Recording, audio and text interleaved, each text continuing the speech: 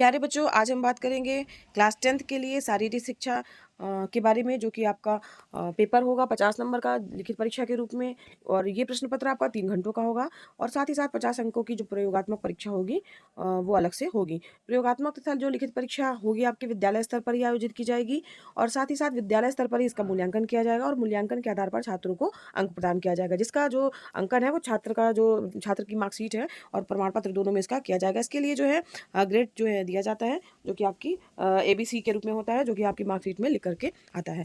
तो आगे हम चलिए बढ़ते हैं कि इसमें क्या क्या सिलेबस है क्लास 10th के अंतर्गत और पेपर में क्या क्या चीज़ें जो है वो आती है, किस पाठ्यक्रम के अंतर्गत आती हैं।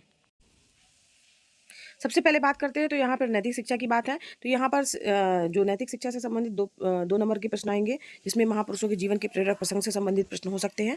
इसके अलावा खेल एवं शारीरिक शिक्षा के अंतर्गत जो चैप्टर्स डिसाइड किए गए उसमें शारीरिक शिक्षा है आपका, और इसमें 5 नंबर का प्रश्न आएगा। वृद्धि एवं विकास के अंतर्गत 5 नंबर के प्रश्न रहेंगे। चोट जो है किस प्रकार से है, उससे किस तरीके से हम बच सकते हैं, और फिटनेस का, शारीरिक फिटनेस पर जो है क्या इसका अर्थ है, क्या किस तरीके से इसको हम डिस्क्राइब कर सकते हैं, इसके बारे में जो है जो प्रश्न आएंगे वो 7 नंबर के रहेंगे। मांसपेशी तंत्र से संबंधित प्रश्न रहेंगे, जो कि 5 नंबर के होंगे।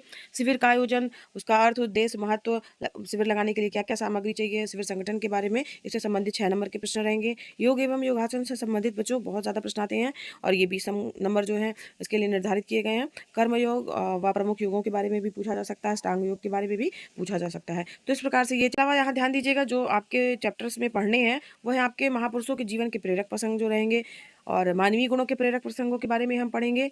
खेल एवं शारीरिक शिक्षा के बारे में जानेंगे। वृद्धि और विकास, इससे संबंधित भी प्रश्न आपके पेपर में रहेंगे।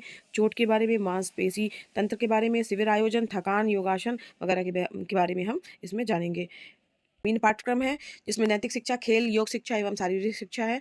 और यहाँ पर इसका उद्देश्य जो है वो बालकों का सर्वांगीण विकास करना, नैतिक गुणों का उन्नयन करना और उनका व्यक्तिक, सामाजिक एवं शैक्षिक भावना का उनमें विकास करना, वहन करने की क्षमता, समय पालन, सदाचार, शिष्टाचार, विनम्रता, साहस, अनुशासन, आत्मसम्मान, समाज सेवा, सभी धर्मों के प्रति आदर एवं सहिष्णुता तथा विश्व बंधुत्व की भावना का विकास करना इसका उद्देश्य है।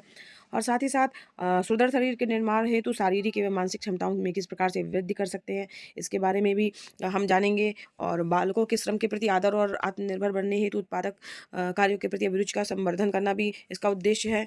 और साथ ही साथ जागरूकता का, क्रीड़ा, शालीनता की भावना का विकास करना, बालकों का मानसिक, शारीरिक, नैतिक, सामाजिक एवं संवेदनात्मक विकास किस प्रकार से हो सकता है उसके बारे में भी हम इसमें जानेंगे। तो इस प्रकार से ये नया पाठ्यक्रम है आपका क्लास 10th के लिए, और इसी से संबंधित हम आगे पढ़ेंगे।